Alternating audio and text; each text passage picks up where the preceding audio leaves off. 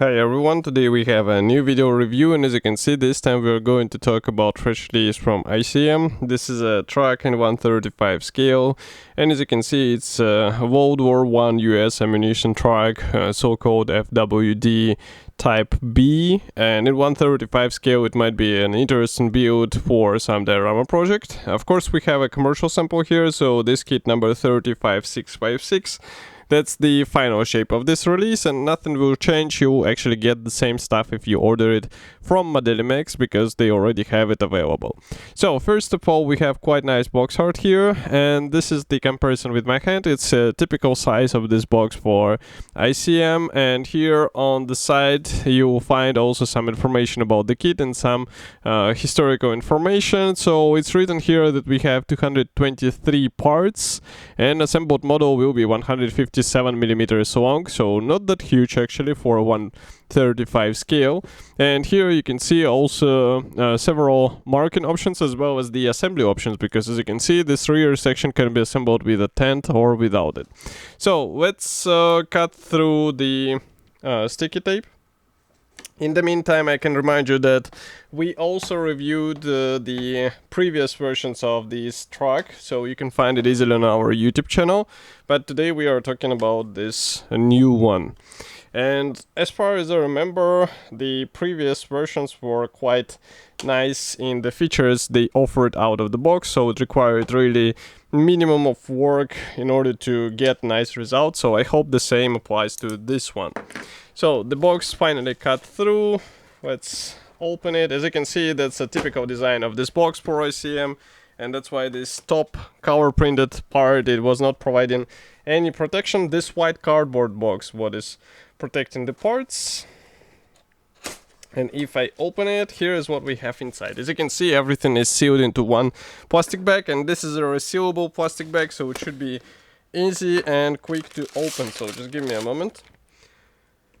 I will open it and we will take a closer look.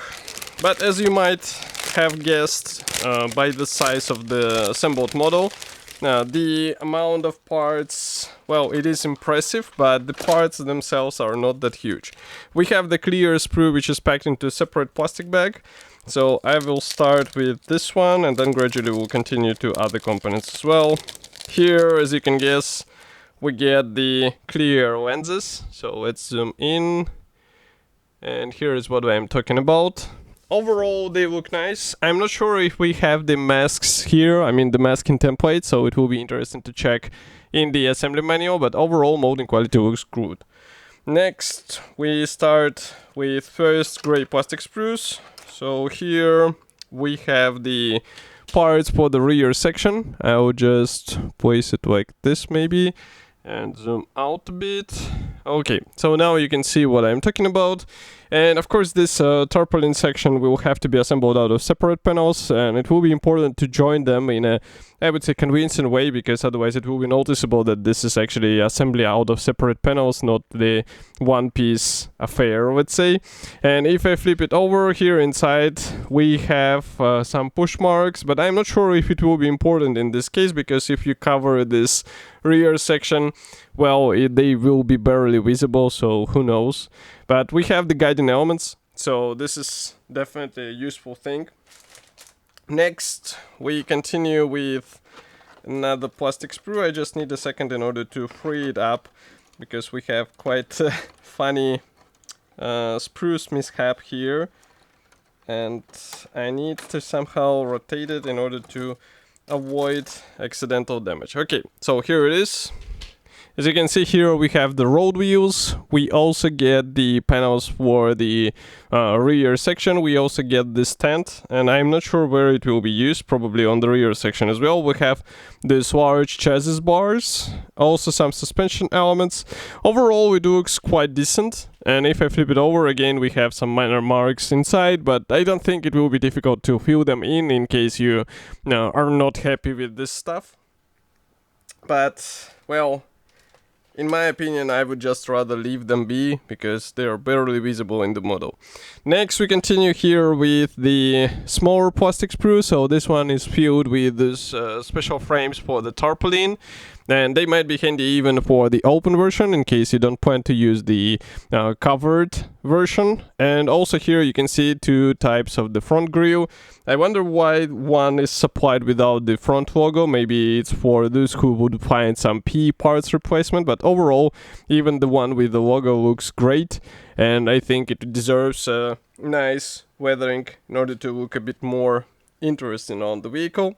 Next we continue with the sprue with suspension parts. Here we have plenty of leaf springs, so be sure to properly align those parts, because as you can see we have the guiding elements, but still it is important to get them into the right position so that the suspension will be looking right. And last but not the least is this large sprue. So here we have a lot of road wheels, we have also the engine parts. So yes, ICM actually includes the engine out of the box, and this is really cool because it means that you can expose it somehow if it's necessary for your, for example, diorama project.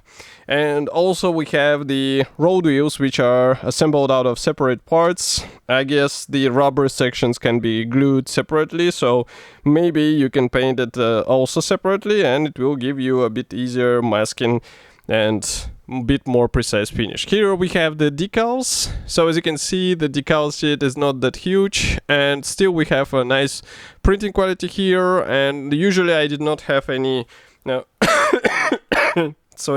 problems with the ICM decals, so I don't think this one will be a case. Next we continue with assembly manual. So here I will zoom out and close the lenses a bit. So first of all, this is a color printed brochure. We have short history note on the first page and also technical specifications. It's cool that they show which parts are not used, because sometimes you get several versions of the same parts. For example, here as you can see, these road wheels will not be used, we just need only the tire parts. And assembly process starts with the main chassis. As you can see, you have to install the suspension parts. Next we continue with wheel axles, and also I can see some of the suspension parts and exhaust going in place. Here you can see the radiator assembly. So actually this section without the logo, it was the rear part of this radiator grille, and as you can see the side walls are glued separately. Then we assemble the engine, we install all of this stuff onto the main chassis. So it's quite a detailed sub-assembly, I would say, for this vehicle, so it might be worth also thinking about adding some wiring. And next we continue with the floor panels. I can also see here some interior included. So as you can see, plenty of space to play with weathering, and I like how a lot of tiny features are copied without the P parts, so definitely something to play with. And here you can see the assembly of the rear section. So again, those are large plain panels. Pay attention to their alignment, but I think as long as you follow the instructions, you should be fine.